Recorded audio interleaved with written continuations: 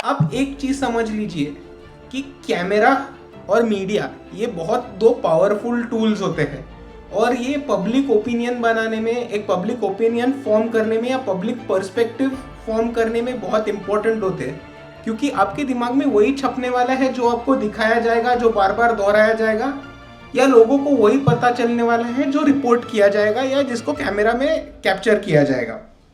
North India में ज़्यादातर जितने भी अम्बेडकराइट ऑर्गेनाइजेशंस है उन्होंने भारत बंद डिक्लेयर कर दिया, उसके खिलाफ एक बहुत बड़ा आंदोलन छेड़ा गया, उसमें रेल रोको भी करने दिया। अगले दिन अखबार में छप के क्या आया कि दलितों ने, बहुजनों ने रेल रोको कर दिया, उसके वजह से इतने इतने लाख का नुकसान, इतने इतने लोग काम पे नहीं पहुंच पाए। हमने आंदोलन क्यों किया था कि प्रिवेंशन ऑफ एट्रोसिटीज एक्ट जो रद्द करने वाले हैं उसके खिलाफ कोई तो आवाज बने, उसके लिए हमने आंदोलन किया था। पर वो बात तो रह गई साइड में, और आ गया क्या कि हमको ही कैसे क्रिमिनल बोल के हमको आरोपी के कठेरे में कैसे खड़ा कर दिया जाए। और ये इंपॉर्टेंट चीज है कि आप क्या शूट करते हो, आप क्या दिखाते हो, और लार्जर पब्लिक उससे किस नजरिए से दिखता है। ये पब्लिक फॉर्मेशन के लिए बहुत इंपॉर्टेंट होता है, जहाँ पे एक पूरा समाज हमको ऑलरेडी एक गलत नजरिए से देखता है। पहले अछूत बोल के देखता था, अब गंदे लोग हैं, दलित है, चमार है, बहुजन है, इनको कुछ आता नहीं है, पढ़ना लिखना आता नहीं है, रिजर्वेशन है इसलिए यहाँ तक पहुँच गए हैं, ये नजरिए से हमको देखते हैं। और उसके ऊपर जो पब्लिक परसेप्शन बनाने वाले डिवाइसेस है वो उन्हीं लोगों के हाथ में है जिन लोगों हमको ये लेंस से देखते हैं। तो आपको समझ आना चाहिए कि ये साइकिल कितना डेंजरस होता है, क्योंकि हमारे इश्यूज, हमारे मुद्दे हमेशा यहाँ के main stream media, camera lens और पर्सपेक्टिव, इन दो चीज़ों की वजह से डाइवर्ट करेंगे, घुमा दिए जाएंगे। और वो इश्यूज हम जैसे बोलते हैं कि पूरे टॉपसी टर्वी, मतलब उलट पुलट करके अलग पर्सपेक्टिव से दिखाए जाएंगे। और हमारा जो कहना है, हमारी जो मांग है, हमारी जो डिमांड्स है, या जिस सम्मान के लिए, जिस रिस्पेक्ट के लिए हमारी ये मूवमेंट चालू हुई है, वो रिस्पेक्ट साइड में रह जाती है और हम फालतू के छोटे छोटे चीज़ों के डिबेट्स में अटक जाते हैं। हमको एक साथ मिलके काम करना पड़ेगा। और यहाँ पे जो मेन स्ट्रीम मीडिया है उनको एक तरीके से एक्चुअली नहीं बट हमारे काम से बॉयकॉट करना पड़ेगा, क्योंकि हम ऐसा अल्टरनेटिव एक दिन बनाएंगे कि हम में से किसी आदमी को एनडीटीवी हो, रिपब्लिक टीवी हो, टाइम्स ना हो, खोलने की ज़रूरत नहीं है। अपडेट चाहिए, फ़ोन खोल लिया, हमारे 5-6 चैनल सी फर्स्ट पे है, यूट्यूब चैनल सी फर्स्ट पे है, ट्विटर में मैं इनको फॉलो करता हूँ, इंस्टाग्राम पे फॉलो करता हूँ, मेरे को अपडेट आ जाते हैं और मेरे को इनको भरोसा है कि ये अपने लोग हैं, गलत खबरें नहीं छपेंगे। यूट्यूब पे एक बड़ी दिक्कत आ रही है कि यूट्यूब पे अगर आप एंटी बीजेपी, एंटी गवर्नमेंट कुछ दिखाओगे तो आपका मोनेटाइजेशन रुक जाता है, आपके मोनेटाइजेशन पे प्रॉब्लम आते हैं और आपको एक हफ्ते में ही आपका रीच गिरते हुए दिखेगा। ये सिस्टम्स जो है वो हमेशा हमारे खिलाफ लड़े हैं, हमारे हमेशा इसके लिए ही लड़े हैं कि हम हमारी खुद के नज़रों में हम कमज़ोर दिखे, हमको ही लगे कि हम इनके खिलाफ लड़ नहीं सकते। आज एक चीज़ समझ लीजिए कि इनको ये सिस्टम खड़ा करना पड़ रहा है क्योंकि ये हमसे डर रहे हैं, और उनको ये सिस्टम खड़ा करने की ज़रूरत पड़ रही है क्योंकि हम जो रास्ते से चल रहे हैं, जो हमने चूज़ किया है कि बहुजन मीडिया खड़ा करेंगे, एक ऑल्टरनेटिव बहुजन मीडिया खड़ा करेंगे, ये उनके लिए बहुत भारी पड़ रहा है और इसके लिए ये अलग अलग टेक्निक्स वापस निकाल रहे हैं।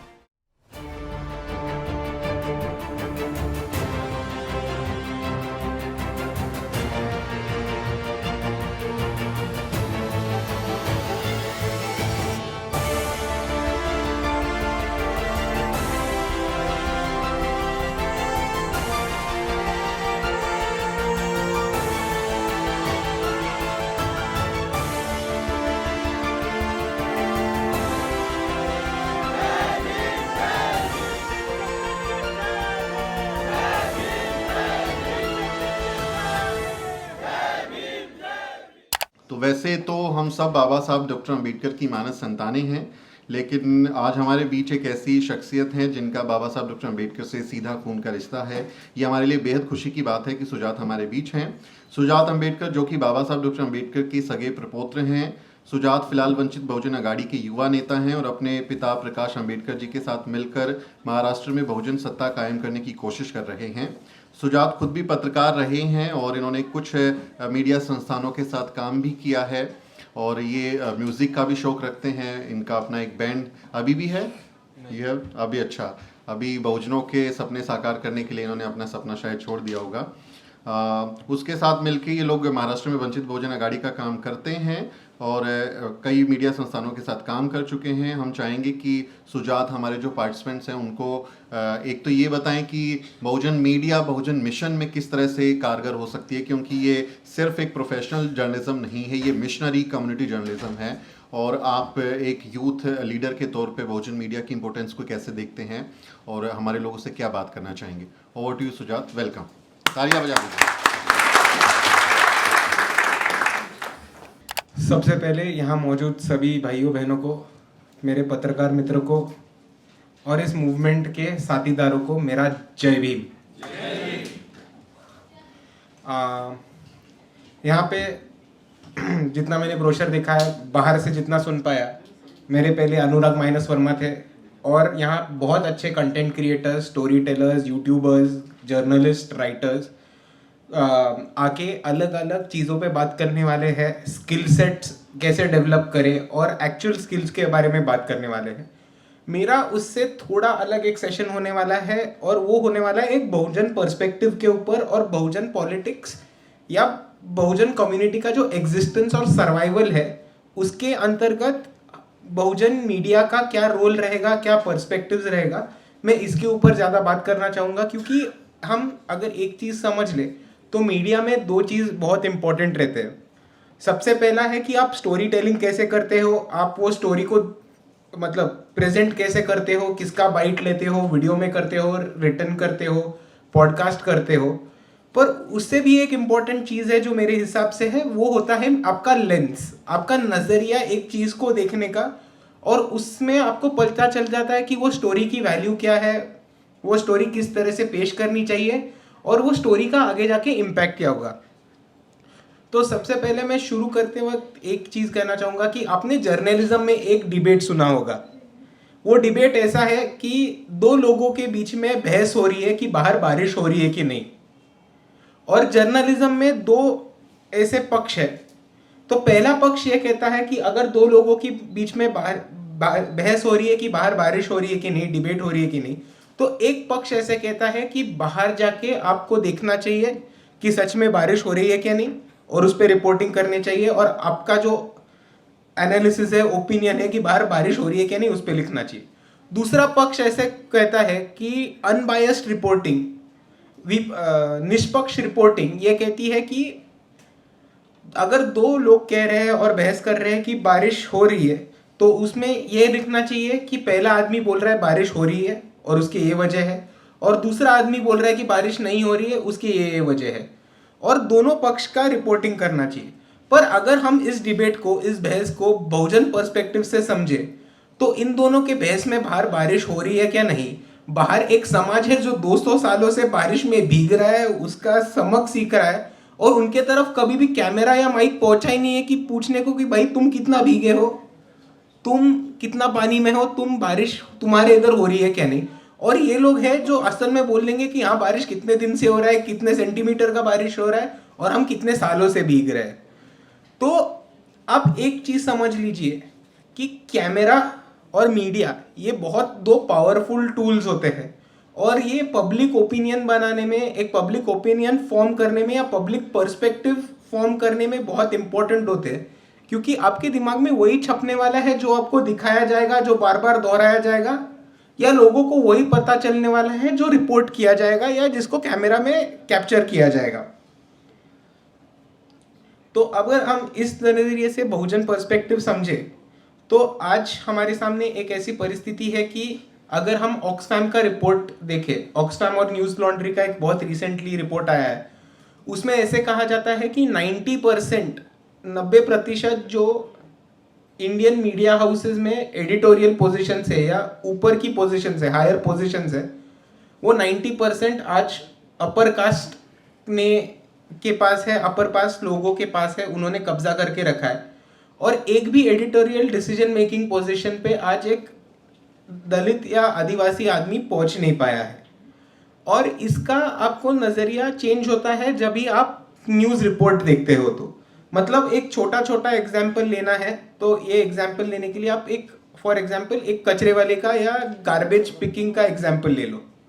अगर सपोज कहीं पे भी लुटियंस दिल्ली में, कैनॉट प्लेस में, मालवीय नगर में, मंडी हाउस के पास, राजीव चौक के पास अगर एक कूड़े का ढेर है और अगर एक प्रस्थापित news channel, main stream news channel उस पर रिपोर्टिंग करता है तो उनका स्टोरी किस नज़रिए से आता है, किस एंगल से आता है कि मालवीय नगर क्या राजीव चौक के पास एक कूड़ादान है, वहाँ पे 5 दिनों से कचरा फैला जा रहा है, कोई उठा नहीं रहा है, और वो कचरा वाले के ऊपर या जो कचरा उठाने वाले जिसकी जिम्मेदारी है उनके ऊपर वो फोकस कर दिया जाएगा कि ये काम कैसे नहीं करते हैं।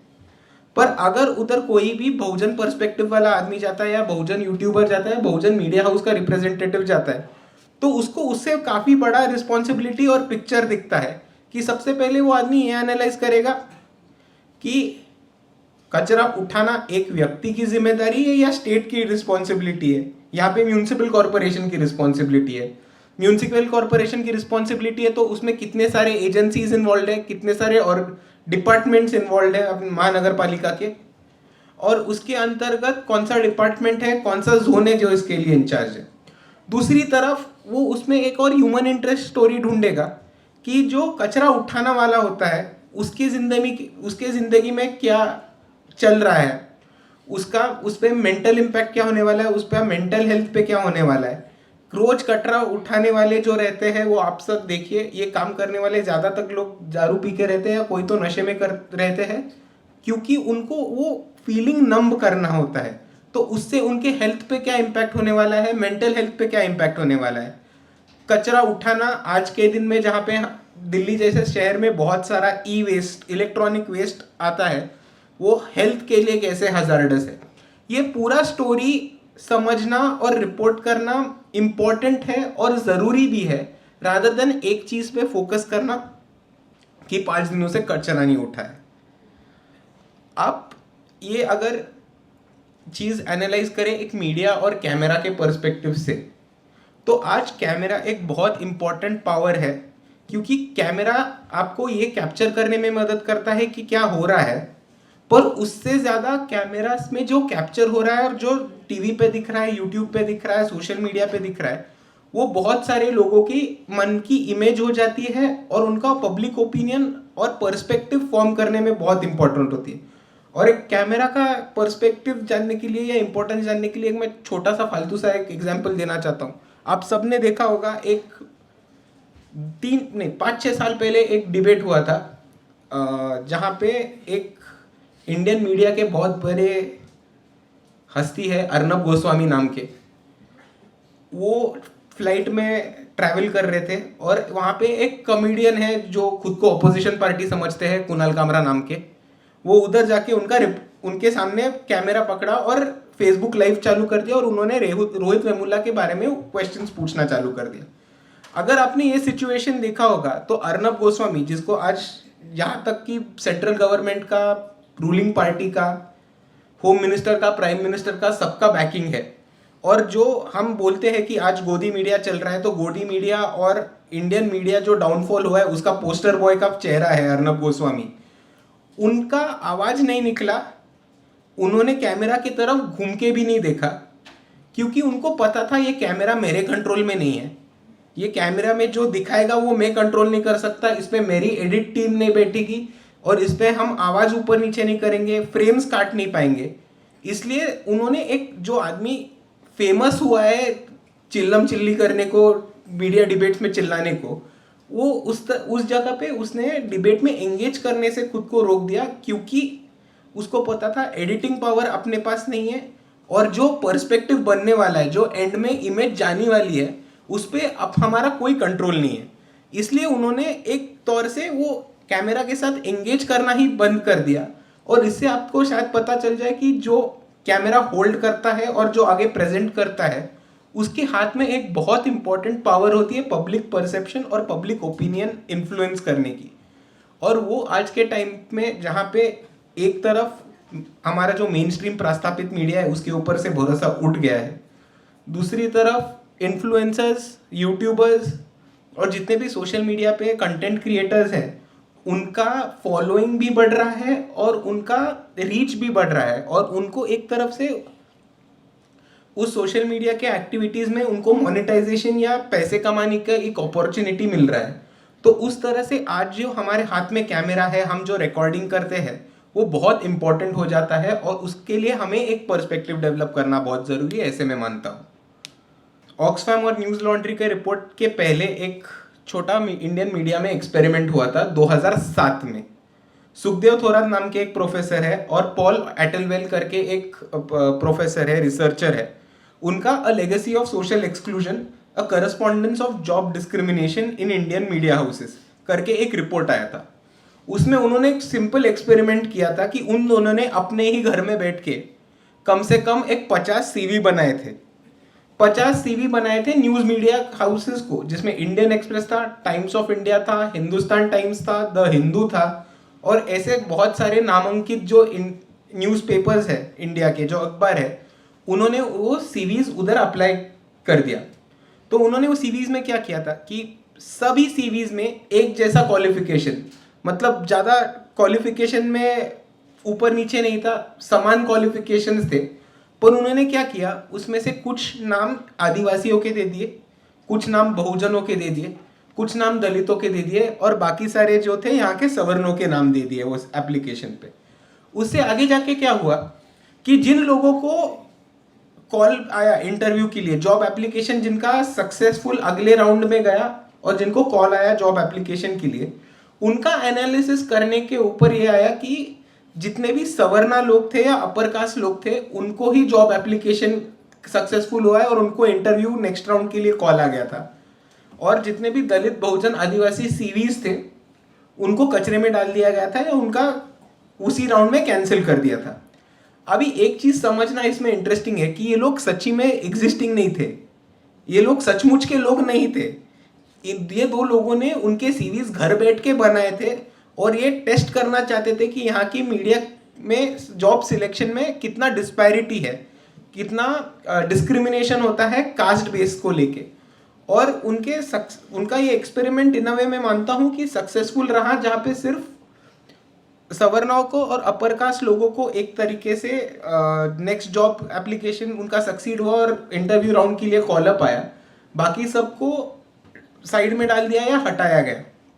और इस परिस्थिति में, इस सिचुएशन में आज जो बहुजन यूट्यूबर्स, सोशल मीडिया पे एक्टिविस्ट बोल रहा हूँ, सोशल मीडिया पे कंटेंट क्रिएटर्स, फेसबुक पे काम करने वाले लोग, और जो एक नए तौर से आप जिनको सोशल मीडिया इन्फ्लुएंसर्स ही बोलते हैं ब्रॉड टर्म में, वो एक अच्छे तरह से आगे बढ़ रहे हैं, खड़ा रह रहे हैं, और वो एक मूवमेंट के लिए बहुत इंपॉर्टेंट हिस्सा है, ऐसे मैं मानता हूँ।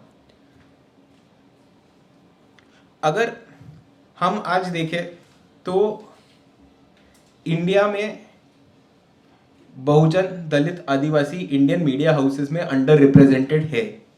पर दूसरी तरफ अगर हम यही पर्सपेक्टिव इश्यूज पे देखेंगे तो हमें ये भी पता चलता है कि दलित इश्यूज है, बहुजन इश्यूज है, आदिवासी इश्यूज है, अंबेडकर राइट इश्यूज है, उनको आज मेन स्ट्रीम मीडिया में कवरेज नहीं मिलता है। कवरेज मिलता है तो उल्टा सीधा डाल दिया जाता है। मतलब मैं आपके सामने एक दो केस स्टडी पेश करना चाहूंगा कि सबसे पहले आप चैत्य भूमि जानते हैं? चैत्य भूमि को जानते हैं? तो जिनको नहीं पता उनके लिए सिर्फ बता देता हूँ। चैत्य भूमि जो जगह है मुंबई में, वो डॉक्टर बाबा साहेब अम्बेडकर का बरियल प्लेस रहा है, और वहाँ पे Bharat Buddhist society of India ने एक भूमि बनाई है, एक स्मारक बनाया है जो बुद्धिस्ट डोम स्ट्रक्चर रहता है वो बनाया है। एंड वहाँ पे लाखों लोग हर साल महापरिनिर्वाण दिवस, बाबा साहब की डेथ एनिवर्सरी, और 14 अप्रैल बाबा साहब का बर्थ एनिवर्सरी जो रहता है, उसके लिए लाखों की संख्या में लोग आते हैं। हर साल मराठी अखबारों में एक न्यूज आता है कि चैत्य भूमि में इतने इतने लोग आए, 3 टन कचरा पाया गया, हर साल का रिपोर्ट है। पर अब इसमें ये पर्सपेक्टिव कभी सामने नहीं आता कि मुंबई महानगर पालिका के पास, महाराष्ट्र गवर्नमेंट के पास 1960s से ये डॉक्यूमेंटेड एविडेंस है कि 3 लाख से ज़्यादा लोग हर साल आते हैं, तो उनके लिए कुछ तो सुविधा उपलब्ध कर दिए जाए, जगह जगह पे डस्टबिन्स रख दिया जाए, पोर्टेबल टॉयलेट्स रख दिए जाए, 1-2 मेडिकल कैंप सेटअप कर दिए जाए जहाँ पे पानी, ORS, ग्लूकॉन डी जैसे या पार्ले जी के बिस्किट लोगों को मिल सकते हैं। दूसरी तरफ मेडिकल कैंप्स होने चाहिए लोगों की देखभाल करने के लिए, बहुत धूप रहती है तो टेंट सेटअप करने चाहिए। ये हर साल अम्बेडकराइट ग्रुप्स, अलग अलग यूथ ग्रुप्स इनिशिएटिव लेते हैं, BMC को एक एप्लीकेशन लिखते हैं और बहुत झगड़ा होने के बाद 1-2 जगह पे कहीं तो पोर्टेबल टॉयलेट्स रहते हैं, 1-2 जगह पे टैंकर्स पानी के लाके रख दिए जाते हैं, पर ये अखबार में स्टोरी आना रुकता नहीं है।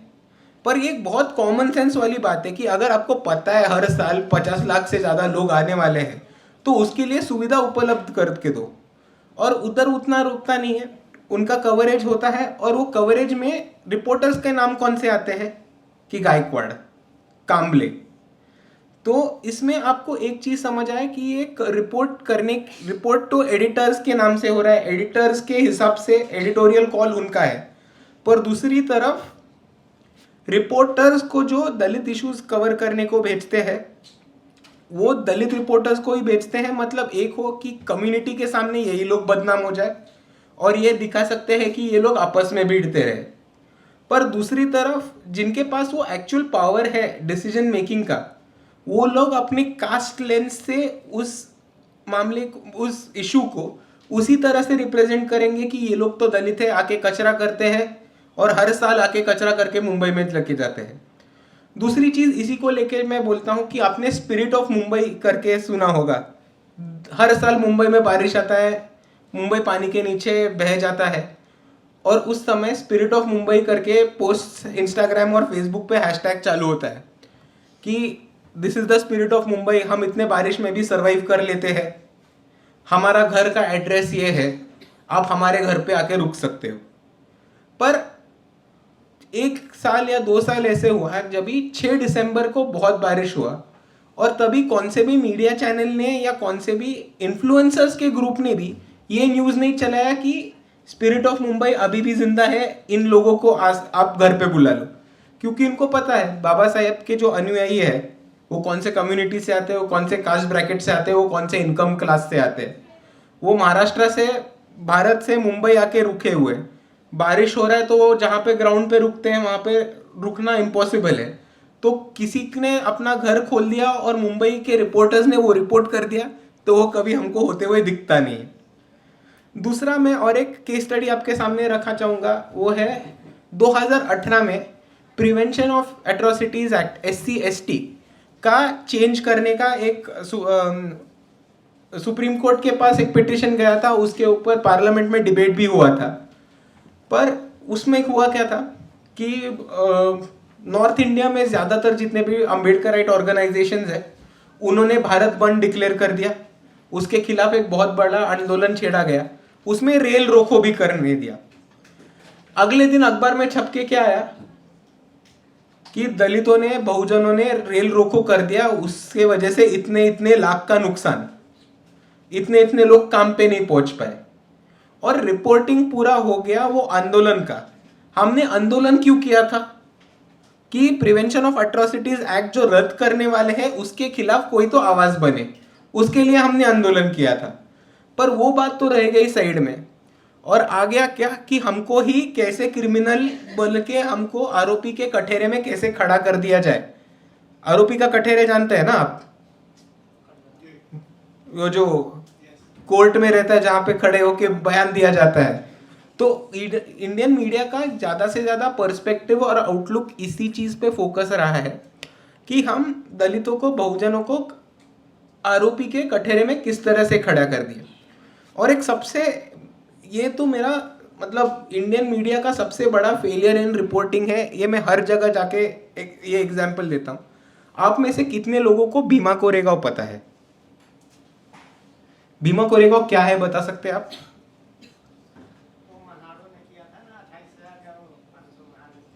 जी बिल्कुल, महारों ने 28,000 वो मराठाओं को धूल चटा दी थी। पेशवा। पेशवा, sorry।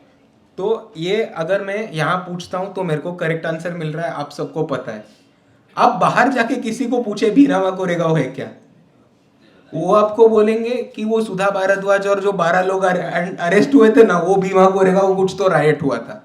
तो एक बार अपने खुद के लिए ताली बजा दीजिए, क्योंकि आज आपने ही प्रूव कर दिया है कि बहुजन मीडिया का सच में इंपॉर्टेंस क्या होता है। बहुत बड़ी ताकत होती है। और भीमा कोरेगांव है क्या, तो भीमा कोरेगांव आज के दिन में एक विजय स्तंभ है जो बना था क्योंकि महार बटालियन ने पेशवाई जो था, जिसको हम ब्राह्मणवाद कहते हैं, उसके खिलाफ एक आंदोलन पुकारा था, एक जंग पुकारी थी और वो जंग जीत गए थे। तो उनके विजय के लिए, उनके विक्ट्री सेलिब्रेट करने के लिए, पॉलिटिक्स ऑफ असर्शन सेलिब्रेट करने के लिए वहां पे एक विजय स्तंभ खड़ा कर दिया गया था। और उधर हर साल करोड़ों के संख्याओं में अनुयायी जाते हैं वहां पे एक, और वो अम्बेडकराइट मूवमेंट के लिए, कल्चरल असर्शन के लिए एक प्रेरणा स्थान बन गया है। पर आज किसी को ये बाहर पता नहीं है। उस समय हुआ क्या था, भीमा कोरेगांव में इतने सारे लोग आते हैं तो वहां पे कुछ आरएसएस के प्रणीत जो संगठन है, ब्राह्मणवाद प्रणीत जो संगठन है, उन्होंने उधर स्टोन पेल्टिंग चालू कर दिया, पत्थरबाजी चालू कर दी और उन पे लाठी से अटैक कर दिया। उसके बाद बहुत आक्रोश हुआ और उस जो लाठीचार्ज हुआ, जो रायट हुआ, वो भीमा कोरेगांव को 1 जनवरी को हुआ, क्योंकि भीमा कोरेगांव सेलिब्रेट होता है 1 जनवरी को। तो 1 जनवरी को वो अटैक हुआ। उसके बाद लोगों के में आक्रोश आ गया, तो महाराष्ट्र के अम्बेडकराइट ऑर्गेनाइजेशंस ने 3 जनवरी को महाराष्ट्र बंद पुकार दिया। अभी इसमें इंडियन मीडिया ने क्या किया मैं आपको बताता हूँ। तो सबसे पहले हुआ क्या, तो भीमा कोरेगांव में जो अम्बेडकरवादी अनुयायी है, जो अम्बेडकराइट फॉलोअर्स है, वो सेलिब्रेशन के तौर पे भीमा कोरेगांव के, उन पे अपने सेलिब्रेशन की जगह पे, अपने प्रेरणा स्थान पे लोगों ने अटैक किया, लाठीचार्ज किया, पत्थरबाजी की।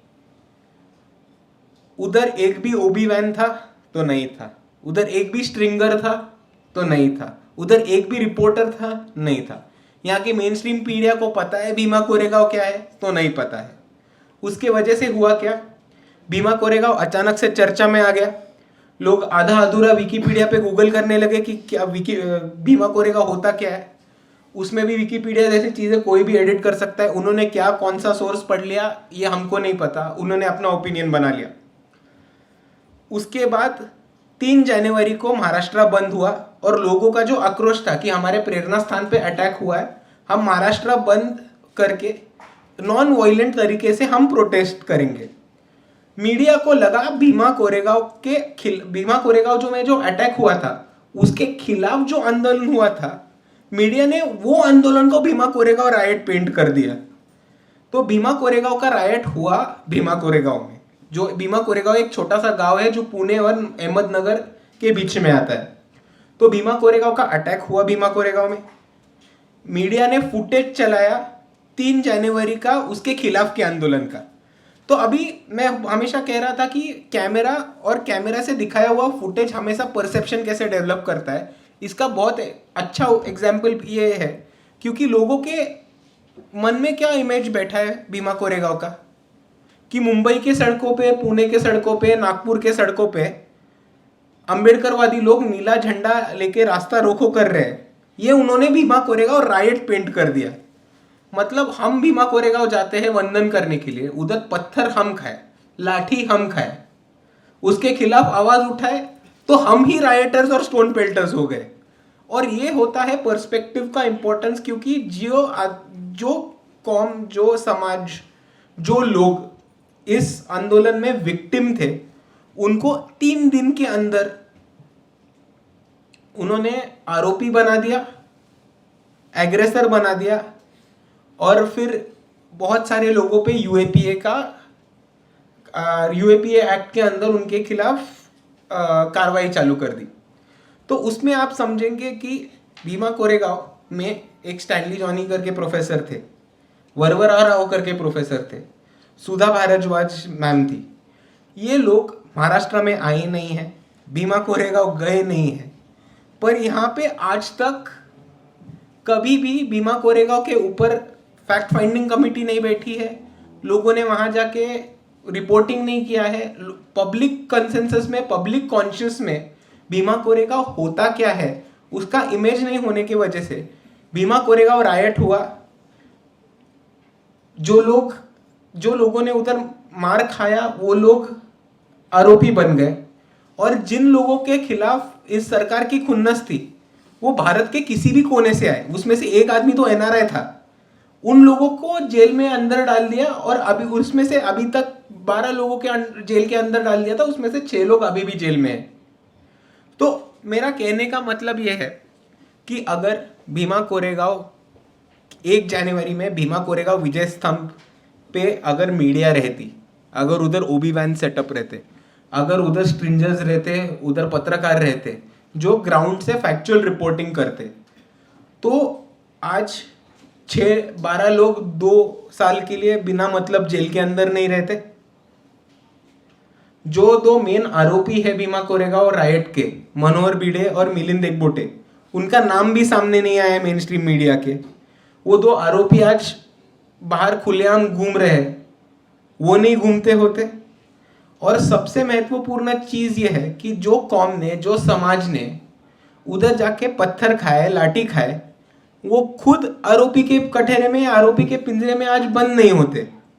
और ये इंपॉर्टेंट चीज है कि आप क्या शूट करते हो, आप क्या दिखाते हो, और लार्जर पब्लिक उससे किस नजरिए से देखता है, ये पब्लिक फॉर्मेशन के लिए बहुत इंपॉर्टेंट होता है। और आप इसको अभी जोड़ लीजिए कास्ट पॉलिटिक्स से या कास्टिज्म से, जहाँ पे एक पूरा समाज हमको ऑलरेडी एक गलत नजरिए से देखता है। पहले अछूत बोल के देखता था, अब गंदे लोग हैं, दलित है, चमार है, बहुजन है, इनको कुछ आता नहीं है, पढ़ना लिखना आता नहीं है, रिजर्वेशन है इसलिए यहाँ तक पहुँच गए, ये नजरिए से हमको देखते हैं। और उसके ऊपर जो पब्लिक परसेप्शन बनाने वाले डिवाइसेस है वो उन्हीं लोगों के हाथ में है जिन लोगों हमको ये लेंस से देखते हैं। तो आपको समझ आना चाहिए कि ये साइकिल कितना डेंजरस होता है, और जब तक हम ये साइकिल तोड़ेंगे नहीं कि परसेप्शन बनाता कौन है और परसेप्शन दिखाया कैसे जाता है, तब तक एक कास्ट मूवमेंट को, एंटी कास्ट मूवमेंट को आगे लेके जाना हम सब के लिए बहुत मुश्किल होगा, ऐसे मैं मानता हूँ। अम्बेडकराइट मूवमेंट के लिए ये एक बहुत महत्वपूर्ण चीज़ है, क्योंकि हमारे इश्यूज, हमारे मुद्दे हमेशा यहाँ के main stream media, camera lens और पर्सपेक्टिव, इन 2 चीज़ों की वजह से डाइवर्ट करेंगे, घुमा दिए जाएंगे। और वो इश्यूज हम जैसे बोलते हैं कि पूरे टॉपसी टर्वी, मतलब उलट पुलट करके अलग पर्सपेक्टिव से दिखाए जाएंगे। और हमारा जो कहना है, हमारी जो मांग है, हमारी जो डिमांड्स है, या जिस सम्मान के लिए, जिस रिस्पेक्ट के लिए हमारी ये मूवमेंट चालू हुई है, वो रिस्पेक्ट साइड में रह जाती है और हम फालतू के छोटे छोटे चीज़ों के डिबेट्स में अटक जाते हैं। और इस चीज़ को तोड़ने के लिए अगर कुछ कर सकते हैं तो हमको अपना मीडिया खड़ा करना पड़ेगा, हमको एक साथ मिलके काम करना पड़ेगा। और यहाँ पे जो मेन स्ट्रीम मीडिया है उनको एक तरीके से एक्चुअली नहीं बट हमारे काम से बॉयकॉट करना पड़ेगा, क्योंकि हम ऐसा अल्टरनेटिव एक दिन बनाएंगे कि हम में से किसी आदमी को एनडीटीवी हो, रिपब्लिक टीवी हो, टाइम्स ना हो, खोलने की ज़रूरत नहीं है। अपडेट चाहिए, फ़ोन खोल लिया, हमारे 5-6 चैनल सी फर्स्ट पे है, यूट्यूब चैनल सी फर्स्ट पे है, ट्विटर में मैं इनको फॉलो करता हूँ, इंस्टाग्राम पे फॉलो करता हूँ, मेरे को अपडेट आ जाते हैं और मेरे को इनको भरोसा है कि ये अपने लोग हैं, गलत खबरें नहीं छपेंगे। इसी का एक छोटा उदाहरण हमने किया था कि 2019 में भीमा कोरेगांव के बाद एक महाराष्ट्र में, जो महाराष्ट्र से हमारे साथीदार है वो इस चीज़ को सपोर्ट भी करेंगे, कि 2019 में एक बहुत बड़ा मूवमेंट और काउंटर मूवमेंट महाराष्ट्र में खड़ा रह गया था भीमा कोरेगांव आंदोलन के बाद। और उसमें से एक पॉलिटिकल पार्टी चालू हुआ था, वंचित बहुजन आघाड़ी। वंचित बहुजन आघाड़ी एक ऐसा पार्टी है जो 2018 में फॉर्म हुआ और 2019 में एक कम से कम 1 साल के अंदर 40 लाख से ज़्यादा वोट उन्होंने लोकसभा इलेक्शंस में पाए। लेकिन इसमें भी प्रॉब्लम्स बहुत आए थे।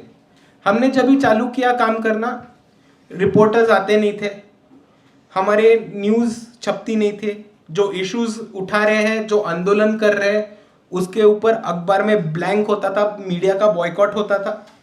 दूसरी तरफ हमारी सभा थी, हमारे जो इवेंट्स थे, गैदरिंग थे, वो नरेंद्र मोदी, अमित शाह या किसी भी और प्रस्तावित नेता से ज़्यादा भीड़ उस सभाओं में होती थी, लेकिन वो मीडिया में दिखता नहीं था।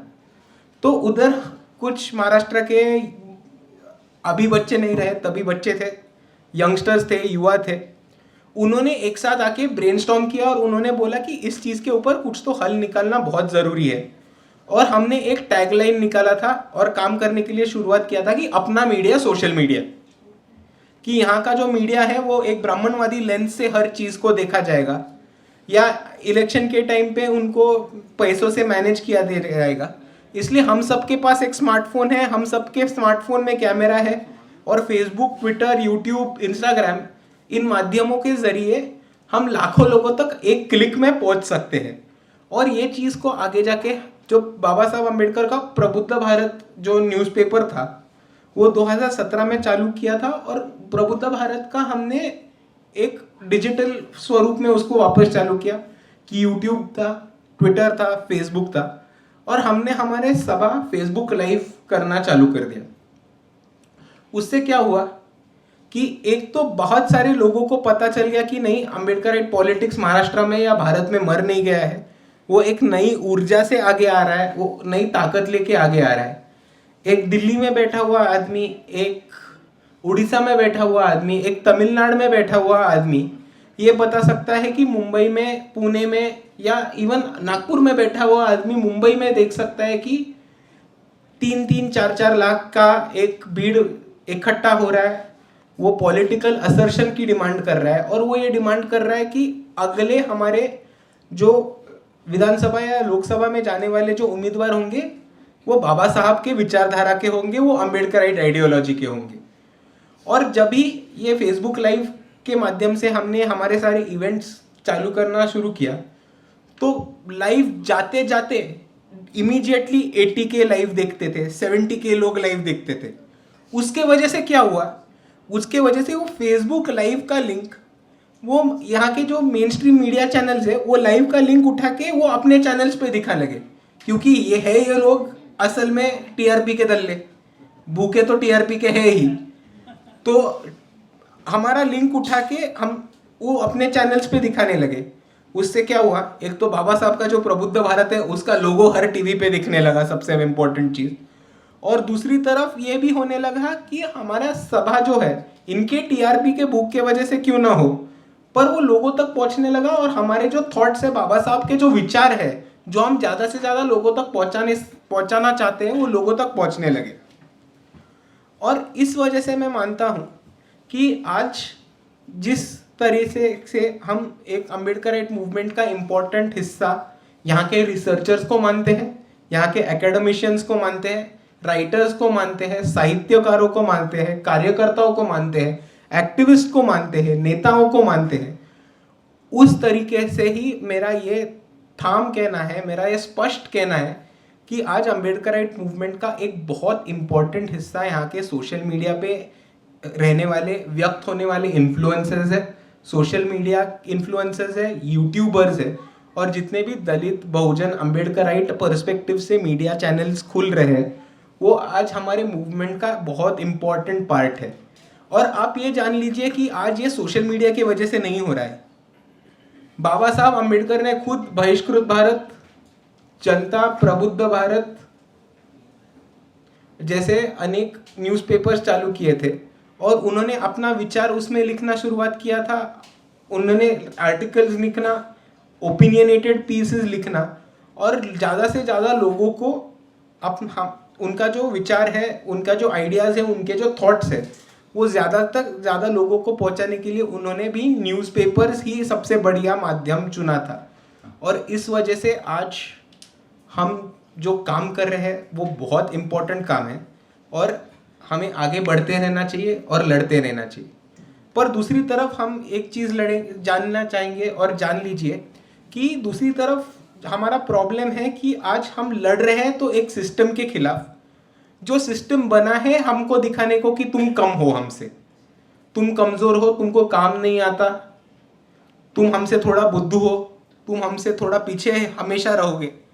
और एक सिस्टम इसलिए बना है to always tell us and teach us that we will be inferior and we will never equate them और we will never compete with them. तो इसी वजह से आज आप और एक चीज़ जान लीजिए, यूट्यूबर्स के साथ या सोशल मीडिया इन्फ्लुएंसर्स के साथ हो रहा है कि किसी गलत, थोड़ा सा भी गलत, मतलब ये महाराष्ट्र का एग्जाम्पल है कि टीपू सुल्तान का अगर फोटो डाल दिया रील में तो उनको अरेस्ट कर दिया जा रहा है, वो यूट्यूबर का या वो इंस्टाग्राम इन्फ्लुएंसर का अकाउंट बैन कर दिया जा रहा है। यूट्यूब पे एक बड़ी दिक्कत आ रही है कि यूट्यूब पे अगर आप एंटी बीजेपी एंटी गवर्नमेंट कुछ दिखाओगे तो आपका मोनेटाइजेशन रुक जाता है, आपके मोनेटाइजेशन पे प्रॉब्लम आते हैं और आपको एक हफ्ते में ही आपका रीच गिरते हुए दिखेगा। तो ये सिस्टम्स जो है वो हमेशा हमारे खिलाफ लड़े हैं, हमेशा इसके लिए ही लड़े हैं कि हम हमारी खुद के नज़रों में हम कमज़ोर दिखे, हमको ही लगे कि हम इनके खिलाफ लड़ नहीं सकते।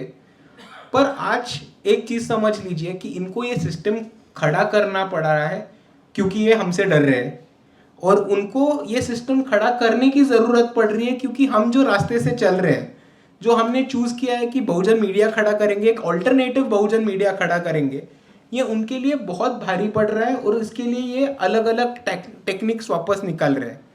पर मैं ख़त्म करते वक्त इतना ही बोलना चाहूँगा कि हम जो कर रहे हैं वो आज बहुत इम्पोर्टेंट काम है, और ये हमसे डर रहे हैं, ये हमारे पे रिस्ट्रिक्शंस डालेंगे, मोनेटाइजेशन घटाने की कोशिश करेंगे, रीच घटाने की कोशिश करेंगे। बट हम जिस रास्ते से आगे जा रहे हैं उस रास्ते से एक अम्बेडकराइट थॉट को ज़्यादा से ज़्यादा लोगों को पहुंचाने तक हमारा जो अल्टरनेटिव बहुजन मीडिया है is the only way forward. क्योंकि आप लॉजिकली सोचेंगे तो हमारे पास इतना पैसा आने नहीं वाला कि हम एक actual main stream broadcast channel खड़ा कर देंगे और डिश टीवी हो, टाटा स्काई हो, प्लस हो, नेटफ्लिक्स हो, उधर सब जगह पे हमारा चैनल दिखेगा, ये तो होने नहीं वाला। तो एक जो हमारे पास ऑप्शन है वो हम आज जिस प्रोग्राम के लिए मिले हैं उस प्रोग्राम के अंदर बहुत अच्छी तरह से लेके जा रहे हैं। और मैं इतना ही बोलना चाहूँगा कि ये लोग हमें रोकने की कोशिश करेंगे, हमारे खिलाफ लड़ेंगे, हमारे एक्टिविस्ट्स को, कार्यकर्ताओं को, स्टूडेंट्स को, लीडर्स को बहुत गलत नज़रिए से पेश करेंगे।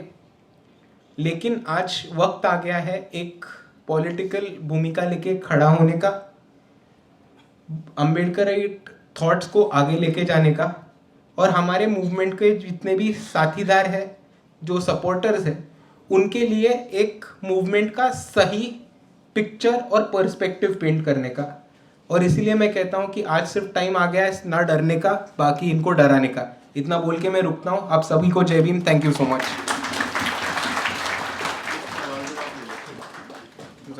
आप में से किसी के भी कुछ सवाल है तो प्लीज़। किसी के कुछ सवाल हैं? Anybody want to ask something? पूछना है कुछ? सभी साथियों को जय वाल्मीकि, जय भीम, नमो बुद्धाय, जय मूल निवासी।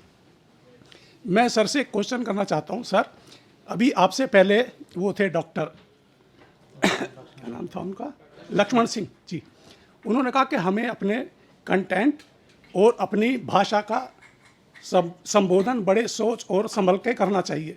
तो सर, हम तो अपनी भाषा का उच्चारण में इनको सिर्फ मनुवादी, सामंतवादी या सनातन धर्म ये करके ही अपने यूट्यूब के माध्यम से बोलते हैं, मगर ये लोग तो हमें गाली भी देते हैं। तो क्या हम इन लोगों को कुछ कर सकते हैं, या इनका कोई उपाय या इनका कोई इलाज ठीक से? Language of content. Correct sir, इसमें अभी 2-3 पर्सपेक्टिव्स है। अभी लक्ष्मण सिंह सर और मेरे बीच, लक्ष्मण यादव सर और मेरे बीच में शायद से उम्र का भी एक बड़ा फासला होगा, इसलिए वो अलग अलग थोड़ा पर्सपेक्टिव भी हो जाएगा। लेकिन मेरा आपका स्ट्रेट सवाल का आंसर देना है तो मैं इतना कहूँगा कि अगर हम बाबा साहब का नाम यूज़ कर रहे हैं, हम बहुजन आइडेंटिटी दिखा रहे हैं, तो गाली गलौज करना थोड़ा अपने फ़ायदे का नहीं रहेगा, हमारे लिए नुकसानदायक रहेगा। क्योंकि हमारा ऊपर पर्सपेक्टिव वैसे ही बना है कि ये लोग सिर्फ गाली गलौज करते हैं, ये सिर्फ लोग तोड़फोड़ करते हैं, ये मीनिंगफुल डिबेट में एंगेज नहीं कर सकते। इसलिए इस जगह पे गाली देना काउंटर प्रोडक्टिव रहेगा। और ऐसे हमें गाली गलौज करते हैं तो एक तरह से ये कर सकते हैं कि हम उनको एक अलग नज़रिए में पेंट कर सकते हैं कि हम इंटेलेक्चुअल क्वेश्चंस पूछ रहे हैं, हम इनसे ऐसे सवाल पूछ रहे हैं जिनके इनके पास जवाब नहीं है, या जिन प्रश्नों के ऊपर ये विचार नहीं कर सकते, और उस वजह से इनको प्रति उत्तर देना नहीं आ रहा है, इसलिए ये सीधे गाली गलौज पे दे रहे हैं, बोलो ना समझ कौन। इस तरह से हम वो एक पेंट कर सकते हैं। दूसरी तरफ अगर गाली गलौज में जाति का उल्लेख हो रहा है तो सीधा अट्रोसिटी कायदा यूज कर सकते हैं, ऐसा मेरा तो थाम कहना है। और दूसरी तरफ मेरा और लक्ष्मण यादव सर का एक पर्सपेक्टिव अलग होगा कि मेरा ऐसे भी बोलना है कि भाषा का हमेशा प्रमाण पत्र निकालना एक ब्राह्मणिकल प्रैक्टिस है, कि शुद्ध भाषा में बोलना या एक शुद्ध तरीके से बोलना इज अ ब्राह्मणिकल कॉन्सेप्ट। और आप जितने भी दलितों की, आदिवासियों की, बहुजनों की अलग अलग डायलेक्ट्स है, वो आप निगेट कर रहे हो, या आप वो बोल रहे हो कि ये प्रमाण भाषा है ही नहीं, और आप एक हमारे लिए ही डिफिकल्टी खड़ा कर रहे हो, एक नया चैलेंज खड़ा कर रहे हो, क्योंकि हम संस्कृत या जो प्रमाण भाषा है या हर भाषा का संस्कृताइजेशन के खिलाफ हम हमेशा लड़ते आए हैं। और आपको अगर खास करके यूट्यूबर्स मीट में एग्जाम्पल देना होगा तो मैं 2 नाम लूंगा, एक है MC स्टैन और दूसरे है पुनीत सुपरस्टार। दोनों लोग प्रमाण भाषा का यूज नहीं करते, दोनों लोग बहुजन कम्युनिटी से आते हैं, और दोनों लोग प्रमाण भाषा को साइड में डाल के अपनी खुद की भाषा यूज करके एक नया आइडेंटिटी बना पाए हैं, क्योंकि they use language of the masses. प्रमाण भाषा is not language of the masses. तो उस तरीके से भी ये क्वेश्चन को थोड़ा मैं देखना चाहूंगा। अभी सर मेरे को भी ना बहुत वो आ रहा है, मैंने एक वीडियो बनाया था जाति सूचक शब्द और गिरफ्तारी, तो उसके लिए मेरे को कॉल्स आ रहे हैं कि जातिगत भेदभाव तो आप लोग फैला रहे हैं, मैं आपके ऊपर केस करूंगा। मैंने कहा जल्दी करिए, उनको बोलिए कर दें केस। मैंने कहा जल्दी कीजिए ना। आप इस पे रिसर्च लिखिए, ये लोग जो कॉल कर रहे हैं खुद आपको डेटा दे रहे हैं रिसर्च के लिए।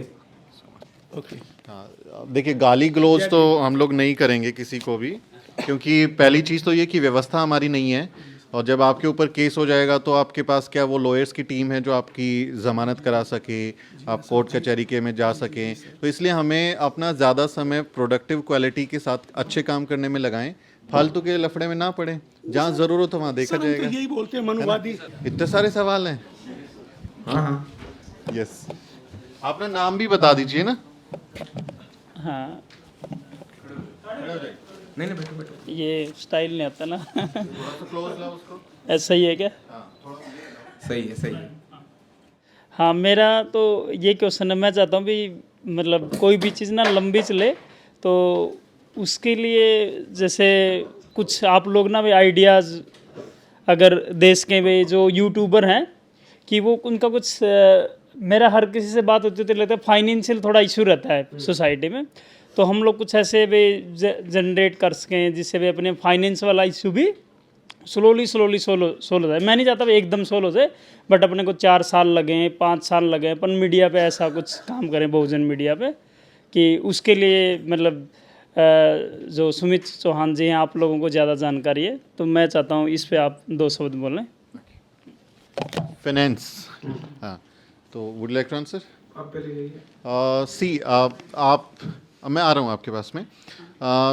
देखिए, इंडिपेंडेंसी आपने रखनी कि मैं आर्थिक तौर पे मजबूत हो जाऊँ, उसमें जो मेरा अनुभव है, चूँकि मैं अलग अलग मीडिया में काम किया 10 साल और फिर अपना पिछले कुछ सालों से हम अपना मीडिया चला रहे हैं, जो हम लोग काम कर रहे हैं कम्युनिटी जर्नलिज्म का, that's not a profitable business.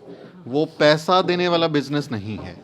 ज़्यादातर आपके जो एट्रोसिटीज़ के वीडियोस होते हैं वो डीमोनेटाइज हो जाते हैं, उस पर आपको रेवेन्यू नहीं मिलता, एड्स नहीं आते।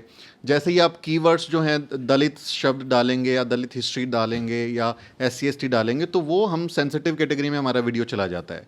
पिछले दिनों जो है यूट्यूब इंडिया की टीम के साथ हमारी मीटिंग हुई, मैं और मेरे साथी मोहित जो हैं हम लोग उनके यहाँ पे मिले। यूट्यूब इंडिया इस बार हमने इन्वाइट किया था बट वो किन्हीं कारणों से नहीं आ पाए। ऑनलाइन वो सेशन करना चाह रहे थे बट हमारा मन था कि उनको लाएं और हम यहाँ खड़े होकर उनको सुनाएं जो हमारी पीड़ा है। तो इसलिए हमने उनको बोला कि आप भले ही अगले साल आना लेकिन हमारी उसमें शामिल होना। तो यूट्यूब इंडिया हो सकता है अगले साल आए। तो वो हमारे साथ में समस्याएं हैं कि इन वर्ड्स के साथ में हम जब कंटेंट डालते हैं तो वो मोनेटाइज नहीं होता, हमारे को एडवर्टीजमेंट्स नहीं मिलते, स्पॉन्सर्स नहीं मिलते हैं कि हम लोग को इस तरह का इवेंट करें। अब इस इवेंट के लिए हम लोगों ने स्पॉन्सरशिप के लिए बहुत रिक्वेस्ट की, लोगों को कॉर्पोरेट स्पॉन्सरशिप के लिए दिया और प्रोफेशनली हम लोग स्पॉन्सरशिप दे रहे हैं। आप देखिए वहाँ पे हमारे अंबेडकर इंटरनेशनल मिशन जो यूएसए के हैं उनकी तरफ से स्पॉन्सर हैं, वायलेट इंक है, आना जो Ambedkar association of north America है, सम्यक प्रकाशन है, न्यूज़ वीक है। तो हम आपको कॉर्पोरेट स्पॉन्सरशिप की भी कर्टेसी दे रहे हैं, लेकिन फिर भी हमारे साथ में लोग नहीं जुड़े। तो ये चैलेंज हमेशा रहेगा हमारे साथ में। हमारी हज़ारों हज़ार पत्रिकाएं, चैनल शुरू हुए और फिर बीच में बंद हो गए।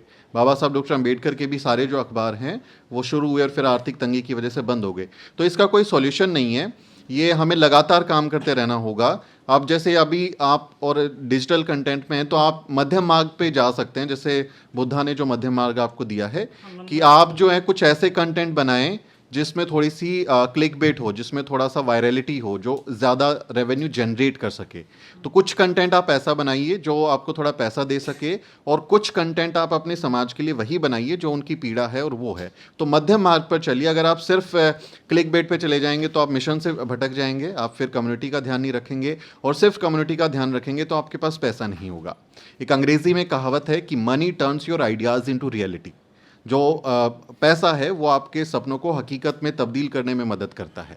तो हमें बीच का रास्ता निकालना चाहिए, और कम्युनिटी में जब आपकी क्रेडिबिलिटी होती है, आपके बारे में लोग भरोसा करते हैं, तो कुछ कम्युनिटी भी सपोर्ट आ जाता है। तो ये कंटिन्यूअस चलेगा, कोई एक इसका सोल्यूशन नहीं है। Over to you. तो जैसे सुमित सर ने कहा, मोनेटाइजेशन आज एक बड़ी दिक्कत हो गई है।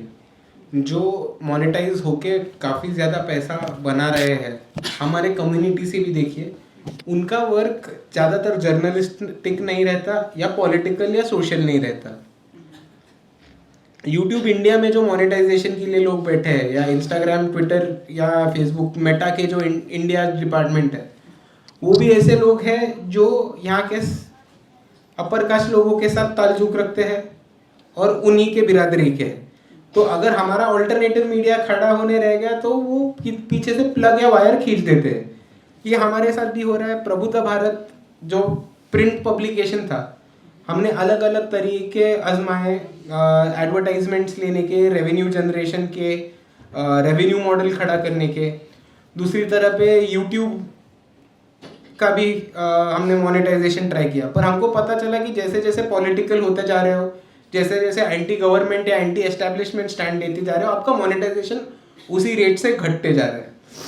तो ये एक चैलेंज है जिसका एक आंसर आज हमारे पास नहीं है, पर हम सबको अलग अलग आइडियाज़, इनोवेशंस और तरकीबें यूज़ करनी पड़ेगी। और मेरी ये रिक्वेस्ट है कि जिसको इसकी हल मिले वो सबके साथ शेयर कर दे प्लीज़। एक ऐसा नहीं हो सकता है कि कोई पर्सन अपने 2 यूट्यूब चैनल बना ले, एक पे ये काम करे और दूसरे पे दूसरा काम करे। हाँ, that's also an option. We are about to finish. आप क्रिस्पी अपना जो भी सवाल है वो पूछिए। नमो बुद्धाय, जय भीम। मेरा नाम संतोष अंबेडकर है, मैं वैशाली बिहार से हूँ। और मेरा एक सवाल है और निवेदन भी आप सब लोग से कि यहाँ पे जितने भी लोग आए हैं, जो बहुजन पत्रकार है, यूट्यूबर्स है, उन सब की और हम सब की जिम्मेवारी है कि आज जैसा कि सर बता रहे थे कि कहीं भी जाते हैं, जाति के नाम पे आपका चैनल का सब्सक्राइबर नहीं है, इस वजह से आपका शोषण होता है, कहीं पे भी आपके साथ समस्या होता है। तो ये सब जो बैठे हुए हैं, जितने भी इंटेलेक्चुअल, वो हमारे समाज के धरोहर है। हम सब चाहते हैं कि इनकी रक्षा भी हो, सुरक्षा भी हो, क्योंकि कहीं पे भी अगर किसी के साथ अगर कहीं पे घटना घटती है तो जितने भी पत्रकार हैं उन सबको एक साथ खड़े होने की ज़रूरत है और सवाल उठाने की ज़रूरत है, क्योंकि ये काम नहीं हो पा रहा है। तो ये मेरा निवेदन है आप सब लोग से, मेरा निवेदन है। तो सवाल है कोई? It's a comment, it's a comment.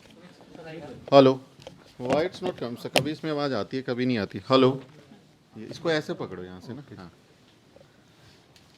सबको जय भीम। सुजात दादा, प्रश्न असा है, सॉरी, सवाल ऐसा है, सॉरी मराठी तो मेरा बाकी लोगों को समझ में नहीं आएगा। मेरा नाम अमर मोरे, मैं मुंबई महाराष्ट्र से आया हूँ। सुजात दादा भी वही रहते हैं। तो सुजात दादा से ऐसा सवाल है कि न्यूज़ बैक सुमित भाई ने जो यहाँ पे, आप भी जर्नलिस्ट है, जो दो दिन का प्रोग्राम किया है, मैं पिछले साल का भी देखा है, उससे पहले ऑनलाइन भी देखा और ये साल मैं खुद आया हूँ। तो अपने महाराष्ट्र में क्या आप भी एक जर्नलिस्ट है, तो ऐसा कोई प्रोग्राम अगले साल अटेंड करेंगे महाराष्ट्र के यूट्यूबर्स के लिए? This is my personal question. इसको कहते हैं, वो मोदी बोले थे ना कि आपदा में अवसर ढूंढना। लेट हिम स्पीक ना। महाराष्ट्र में जो आज जैसा प्रोग्राम किया है वो सच में एक इंस्पिरेशनल प्रोग्राम है, और महाराष्ट्र ने, हर स्टेट ने इसका इंस्पिरेशन लेके अपने यूट्यूबर्स के लिए एक खड़ा करना चाहिए। हम रिक्वेस्ट कर देंगे सुमित सर को, उनके मार्गदर्शन में एक महाराष्ट्र में भी प्रोग्राम हो जाए। Yes, what did you say? Sorry, I didn't get you. What I was saying is कि ये प्रोग्राम सबके लिए इंस्पिरेशनल है, ये महाराष्ट्र में नहीं हर स्टेट में होना चाहिए, और हम आपको रिक्वेस्ट करते हैं कि आपके ही मार्गदर्शन में एक महाराष्ट्र में भी ऐसा प्रोग्राम हो जाए। जरूर जरूर, I would love to do it. मैं तो चाहता हूँ कि मैं 1-2 महीने का रेजिडेंशियल प्रोग्राम करूँ, पैसा नहीं है तो 2 दिन ही अफोर्ड कर सकते हैं। But yes, I would love to do it. Sumit भाई, मेरा कैटरिंग का बिजनेस है, कैटरिंग में करवा दूंगा। क्या बात है, केटरर स्पॉन्सर मिल गया हमको। यस सर जय भीम। मेरा नाम मनोज वॉल्टेयर है, मैं मध्य प्रदेश के राजगढ़ डिस्ट्रिक्ट से हूँ। और आपसे मेरा सवाल था, आपने कहा कि अभी आपने 2019 में एक राजनीतिक पार्टी बनाई है, तो आपको नई राजनीतिक पार्टी बनाने की क्या ज़रूरत पड़ी थी? और अगर आपने बनाई है तो क्या वो ट्रेनिंग बेस्ड, वर्कशॉप बेस्ड ऐसे कोई है? तो ठीक है, ये पॉलिटिकल पार्टी जो है वो भीमा कोरेगांव के राइट्स के बाद महाराष्ट्र में एक कम्युनिटी है, धनगर कम्युनिटी करके, तो और उनका एक इम्पोर्टेंट प्लेस ऑफ वर्शिप है पंढरपुर करके। आपने पंढरपुर सुना, विठ्ठलाची पंढरी सुना होगा आपने। तो एक जो हिंदू बहुजन कम्युनिटी है, उन्होंने ये पार्टी का ऐलान किया था कि एक सिर्फ अम्बेडकराइट पर्सपेक्टिव से नहीं, लेकिन अम्बेडकराइट पर्सपेक्टिव से चलने वाले सारे बहुजनों की एक पार्टी हो, और इसलिए वंचित बहुजन आघाड़ी का फॉर्मेशन हुआ, जो सिर्फ बहुजनों की या अम्बेडकरवादियों की नहीं, पर सारे महाराष्ट्र और भारत के तमाम वंचितों के लिए एक अम्ब्रेला ऑर्गेनाइजेशन बने। इस नज़रिए से वो पार्टी का ऐलान उन्होंने किया था।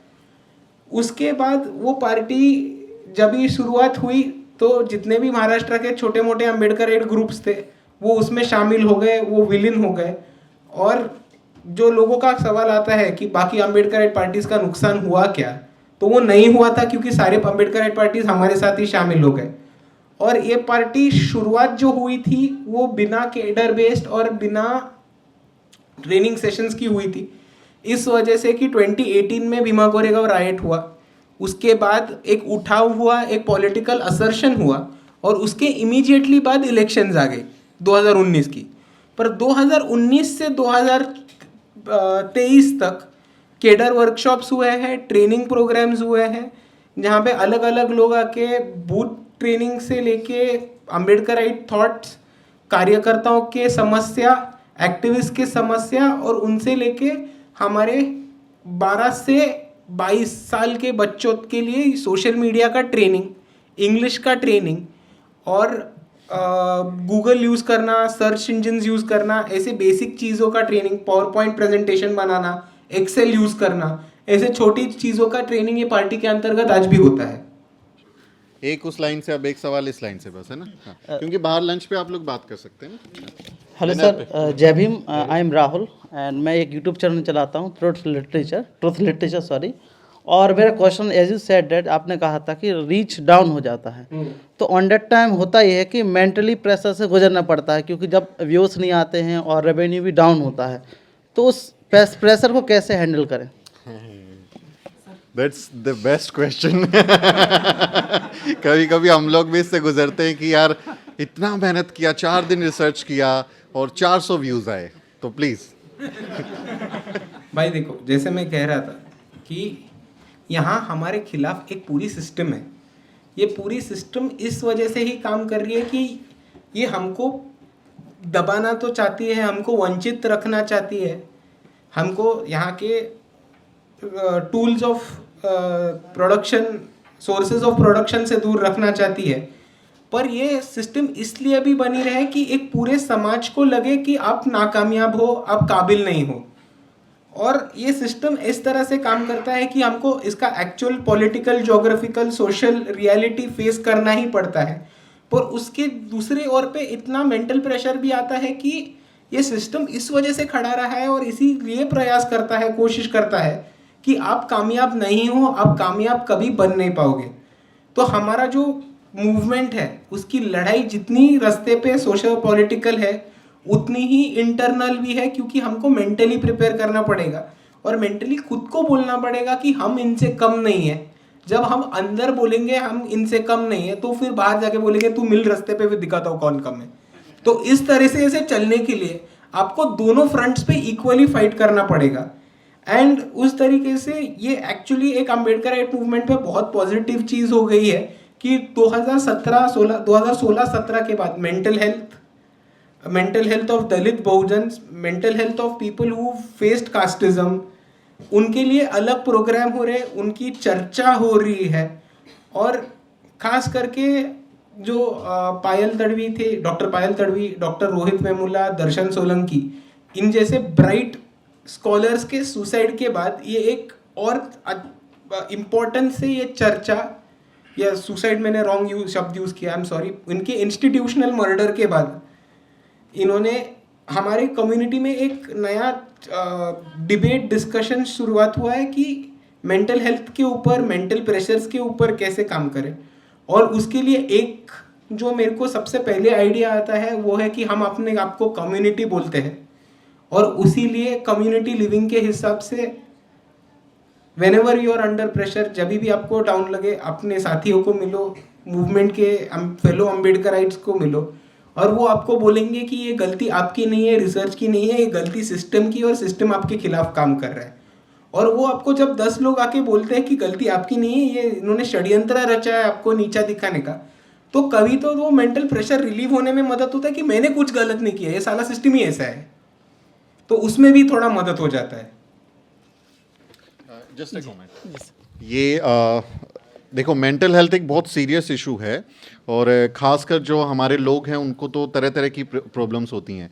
मुझे याद है कि जब हमारा बच्चा एक इंद्र मेघवाल सुराना या सिराना केस हुआ, जिसको मटकी छूने पे जो है उसको पीट के मार दिया गया बुरी तरह से, और जब उस बच्चे की तस्वीरें वो आई हमारे पास में, तो उसका पूरी आंख सूजी हुई थी और वो हॉस्पिटल के बेड पे था, और वो वीडियो फिर उसका आया जिसमें वो एक्सप्लेन कर रहा है। मेरे साथी मोहित जब उसको एडिट कर रहे थे तो he started crying, he was very emotional while he was editing that particular video. तो हमारा, क्योंकि डे टू डे हमारी खबरें वही हैं, सुबह फ़ोन आता है तो घर जला दिया, या सेक्सुअल असोल्ट हुआ, एट्रोसिटीज़ हुई, इस तरह की खबरें लगातार हमारे सामने आती हैं, और बहुत बार ऐसा होता है कि मुझे टैबलेट लेके सोना पड़ता है, नींद नहीं आती है। वो दिक्कत है हम सबके साथ में। उसका सॉल्यूशन देखो, कोई एक सॉल्यूशन नहीं है। जब भी आपको लगे कि आप डिप्रेस्ड हैं, आप परेशान हैं, तो आप अपने साथी को, कोई भी आपका साथी हो, जो आपका दोस्त हो सकता है, फैमिली वाला हो सकता है, आपका पार्टनर हो सकता है, आप उसके साथ उसको शेयर ज़रूर करें, आप उससे बात करें इस बारे में। और अगर आपको लगता है कि आपको प्रोफेशनल साइकोलॉजिस्ट किसी की ज़रूरत है, आपको कंसल्ट करना चाहिए, तो आप जाइए, बात कीजिए। इस बारे में डरने की, घबराने की कोई बात नहीं है। बात करें, हिम्मत रखें। कभी भी उल्टे सीधे ख्याल आते हैं तो आप देखें कि मैं बार बार कहता हूँ कि हम अम्बेडकरवादियों संघर्षों के आदी हैं। तो हमारे जो लोग हैं वो आप उनके इतिहास को जब पढ़ेंगे, बाबा साहेब का पढ़ेंगे कि कैसे जब मूक नायक शुरू किया था, बंद हो गया, फिर उन्होंने कैसे शुरू किया, कितनी कुर्बानियाँ उन्होंने दी हैं। सावित्री माई पे गोबर फेंकते थे, है ना, उनको पत्थर मारते थे, और महात्मा फूले के घर में उनको मर्डर करने के लिए लोग भेजे गए। तो वो कितनी परेशानियों में रहे और वो लोग नहीं झुके। तो हम तो उनसे ज़्यादा प्रिविलेज हैं, we have lots of privilege, हम उनसे ज़्यादा अच्छे माहौल में जी रहे हैं। तो घबराना नहीं है। कभी भी लगे, आप सबके पास हमारा नंबर होगा, जिससे बात आपको कॉल किया होगा, मुझे फ़ोन कर लीजिए, मैं आपसे ज़रूर बात करूँगा। Over to you. सर, मेरा नाम श्याम सुंदर हंसदा है, मैं झारखंड से आदिवासी समाज से हूँ। सर, वहाँ पर हमारे आदिवासी छात्रावास गिरिडीह में लगभग 1500 स्टूडेंट रहते हैं, ग्रेजुएट के, इंटर के, इतना के हैं। तो उनको सर, आप अम्बेडकर के वंशज हैं, बाबा साहब के, तो मैं यही बोलना चाहूँगा कि सर आप हमारे बीच में एक दिन आइए और मोटिवेशन दीजिए, क्योंकि हमारा आदिवासी समाज जो है बहुत पिछड़ा है सर, और अम्बेडकर के वंशज होने के नाते मैं आपको वहाँ बुलाना चाहूँगा सर। आप हम लोग वहाँ जोरदार आपका स्वागत करेंगे और अम्बेडकर का मिशन भी आगे बढ़ेगा सर। और वहाँ पर हमारा एक हम लोग जो है बताना चाहेंगे कि सर जब से हम लोग 2-4 लड़का वहाँ इकट्ठा हुए हैं, जब भी हम लोग चाहते हैं 1500-2000 लड़का जो है आंदोलन के लिए सड़क पर तुरंत उतर जाते हैं। तो आप जाएंगे तो हम लोग का आंदोलन और मजबूत हो सकता है सर। इसलिए मेरा निवेदन है कि एक दिन हम लोग के लिए टाइम निकालिए सर और हम लोग को मोटिवेशन दीजिए वहाँ पर। भाई ये थोड़ा उल्टा हो गया, मैं मोटिवेशन से ज़्यादा आप लोग हमारे लिए मोटिवेशन है, ऐसे एक चीज़ हो गई है। और दूसरी चीज़, आपके इनविटेशन के लिए बहुत बहुत शुक्रिया, मैं ज़रूर आऊँगा और हम बेशक आगे मिल के काम करेंगे। बहुत बहुत शुक्रिया आपका। वाह, तो बहुत बहुत शुक्रिया सुजात आपका समय देने के लिए। और अभी सवाल जवाब बंद करते हैं। सर एक सवाल मेरा था, बहुत देर से मैं प्रयास कर रहा हूं। अलाउ करो, should I allow him? Last question, this would be last starting मेरा था क्वेश्चन। लेकिन लास्ट में जय भीम सर। जय भीम। सर मैं उमेश करुणा मेरठ से जी। ओके सर जी। हाँ सर मैंने 3D एनिमेशन किया था मुंबई से अंधेरी से 2007 में। काफ़ी समय मुंबई रहा हूँ और आपके ऊपर बहुत सारे सवाल उठते रहे हैं। जो आपने एक शब्द बोला था दलाल, उस प्रकार के सवाल भी उठते हैं आपके परिवार के ऊपर। और आपने एक पार्टी बनाई, उससे पहले आज़ाद समाज पार्टी भी है। मतलब इतनी सारी पार्टियाँ होगी हमारे समाज की और हम बात करते हैं यूनिटी की, हमारे में आपस में ही यूनिटी नहीं दिखाई दे रही। तो इस चीज़ पर एक जो डायलॉग है कि कुल्हाड़ी के पीछे अगर लकड़ी का हिस्सा ना होता तो पेड़ के कटने का किस्सा ना होता। तो इस चीज़ को देखकर मतलब बहुत सारे सवाल हैं ऐसे, लेकिन वक्त कम है, इसी का जवाब दीजिए आप। Rapid fire. मैं थोड़ा वक्त लेके आंसर कर सकता हूँ ना? ठीक है, यस यू में। हाँ, तो देखिए सर, अभी आरोप होते हैं, प्रति आरोप होते हैं, वो किस तरह से होते हैं, उसके पीछे पॉलिटिकल मोटिवेशन क्या रहता है और वो कितने बेसलेस रहते हैं। आरोप होते हैं लेकिन एविडेंस सामने नहीं आता, आरोप होते हैं लेकिन सबूत नहीं होता, उसके पीछे वजह नहीं होती, वो पॉलिटिकली मोटिवेटेड सवाल होते हैं।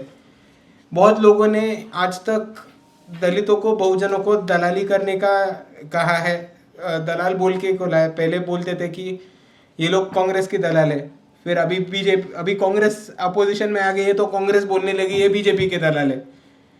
तो यही आरोप होता है। फिर हर नई इमर्जिंग पार्टी पे ये कहते हैं कि ये लोग भी किसी की तो बी टीम है, ये लोग किसी के तो सुन के काम कर रहे हैं, किसी का तो पैसा लेके खड़ा हो रहे हैं। पर इसमें मैं इतना कहना चाहूँगा कि हम किसी के पैसे लेके नहीं खड़े हो रहे, हम अपने खुद के पैसे खर्च करके एक अम्बेडकरेट पॉलिटिक्स खड़ा करने के लिए काम कर रहे हैं। पहली चीज़ ये है, हम किसी को गिराने के लिए नहीं, हम खुद चुन के आने के लिए पॉलिटिक्स करते हैं। और हमारे पॉलिटिक्स का यही मकसद है कि ज़्यादा से ज़्यादा अम्बेडकरवादी विचारों के उम्मीदवार पॉलिटिक्स में जाए। ये एक तरफ हो गया। दूसरे तरफ अब आज़ाद समाज पार्टी का बोल दिया। आज़ाद समाज पार्टी महाराष्ट्र में कंटेस्ट नहीं करता, हम यूपी पे कंटेस्ट नहीं करते, तो एक दूसरे का टांग खींचने का सवाल ही नहीं आता जोग्राफिकली उसको इंटरप्रेट किए तो। रामदास आठवले का जी पार्टी जो है वो बाबा साहब की रिपब्लिकन पार्टी ऑफ इंडिया थी, उसके बहुत फ्रैगमेंट्स हो गए। आठवले का फ्रैगमेंट हो गया, रासू गवई का फ्रैगमेंट हो गया और 5-6 अलग अलग फ्रैगमेंट हो गए। इन पार्टियों का अगर आप वोट शेयर देखें तो वो 1% से लेसे। रामदास आठवले आज खुद बीजेपी पार्टी में है। तो आपको जो काम करना है और हमारा जो मूवमेंट है, हमारा जो पॉलिटिक्स है, वो विचारों के, बाबा साहब के थॉट्स के विचारों का यूनिटी का बात कर रहे हैं। हम जाति के यूनिटी की नहीं बात कर रहे। हम ये बात करते हैं कि थॉट प्रोसेस एक हो, बाबा साहब के विचार मानते हो तो एक साथ आके काम करो। आप किसी भी जात के हो, धर्म के हो, हमको उससे फर्क नहीं पड़ता। अगर हम बोलेंगे कि सारे दलितों का एक पार्टी होना चाहिए तो उसके लिए आपके सारे मराठों का एक पार्टी दिखता है, सारे राजपूतों का एक पार्टी दिखता है, सारे ब्राह्मणों का एक पार्टी दिखता है? तो नहीं दिखता है। तो हम काम कर रहे हैं जाति तोड़ के विचारधारा से लोग जोड़ने का। तो इसलिए मैं कहता हूं ये क्वेश्चन ही थोड़ा उल्टा होता है, क्योंकि ये जातिवादी एंगल से होता है कि सारे दलित एक पार्टी में क्यों नहीं है। अरे नहीं है, हमारे विचार नहीं मिलते, नहीं रहना एक पार्टी में, हम अपना काम करेंगे, उनको जो सही लगता है वो काम करने दीजिए। Because we are intellectual movement, we are not a caste movement. और बिल्कुल क्यों होना चाहिए, मैं इसको थोड़ा सा अगर मार्केट से जोड़ के देखूं तो जब कंपटीशन ज़्यादा होता है तो आपको बेहतर जो है माल मिलता है, आपके प्रोडक्ट अच्छे होते हैं, आपकी सस्ती दरें होती हैं। तो बहुजनों की जो राजनीति है मैं उनमें देखता हूं कि उनमें भयंकर कंपटीशन होना चाहिए कि मैं दलित हूं, मैं बहुजन हूं, मैं इनका नेता हूं, तो सिर्फ इसलिए ये मेरे गुलाम नहीं है कि मुझे वोट देंगे। उनके अंदर भी कंपटीशन होना चाहिए, अच्छी अच्छी लीडरशिप और बहुत सारी पार्टियां हमारी होनी चाहिए। जब उनके अंदर कंपटीशन होगा तब वो हमारे बारे में सोचेंगे, वरना कांशीराम साहब लिख के गए ना चमचा युग, तो पार्टी बन जाएंगी, क्या करेंगे नहीं करेंगे। इसलिए विद इन बहुजन कम्युनिटी भी अगर कंपटीशन आता है तो that's for good for the community. वो उनके वेलफेयर के लिए अच्छी चीज़ है कि उनको घर से निकलना पड़ेगा, उनको जाके काम करना पड़ेगा, नहीं तो आप बैठ जाइए कि हम तो जो है दलित नेता हैं और कोई आएगा ही नहीं हमारा। तो इसलिए भी बहुत ज़रूरी है और बहुत अच्छी बात है कि आपने पार्टी शुरू की, सत्ता में आए और पार्टियां बने और हमारे लीडर आए और हम उनसे सवाल करें, उनको अकाउंटेबल ठहराएं। यही हमारी जो है ज़रूरत है इस समय की, because we are going through some kind of leadership crisis. इसलिए हमें बहुत अच्छे लीडर भी चाहिए। तो सुजात के सवालों के जवाब इन्होंने बहुत अच्छे तरीके से दे दिए हैं। बहुत बहुत शुक्रिया सुजात हमको ज्वाइन करने के लिए, और मुझे उम्मीद है कि बहुत कुछ सीखा होगा। आपके स्वागत के लिए हमने जो है ये बाबा साहब डॉक्टर अम्बेडकर का ही एक हमने इस पे अपना मोमेंटो बनाया है, और ये उनके जो लेगेसी ऑफ जर्नलिज्म में जो उनके पेपर्स हैं उसके बारे में हम लोगों ने लिखा है। तो this is our memento for Bahujan YouTubers meet. साथियों, अगर आपको द न्यूज़ वीक का काम पसंद है और आप चाहते हैं कि हम यूं ही अम्बेडकरवादी पत्रकारिता करते रहें तो हमारी आर्थिक मदद जरूर करें। आप अपनी स्क्रीन पर दिखाई दे रहे इस क्यूआर कोड को स्कैन करें और न्यूज़ वीक फाउंडेशन के खाते में अपनी दान की राशि भेजें। क्यूआर कोड के अलावा आप यूपीआई के जरिए भी मदद कर सकते हैं। आप हमारी यूपीआई आईडी newsweek@yes बैंक पर भी मदद भेज सकते हैं। इसके अलावा आप हमारे अकाउंट में भी मदद भेज सकते हैं। खाते का नाम है news week foundation, account number है 02358800000640। IFSC कोड है YESB000235। बैंक का नाम यस बैंक है और ब्रांच है नेहरू पैलेस दिल्ली। आप डोनेशन के एवज में इनकम टैक्स में भी छूट पा सकते हैं। डोनेशन की रसीद पाने के लिए ट्रांजैक्शन का स्क्रीनशॉट हमें भेजें। टाइप करें डोनेशन स्पेस आपका नाम और हमें 8595794224 पर व्हाट्सएप करें।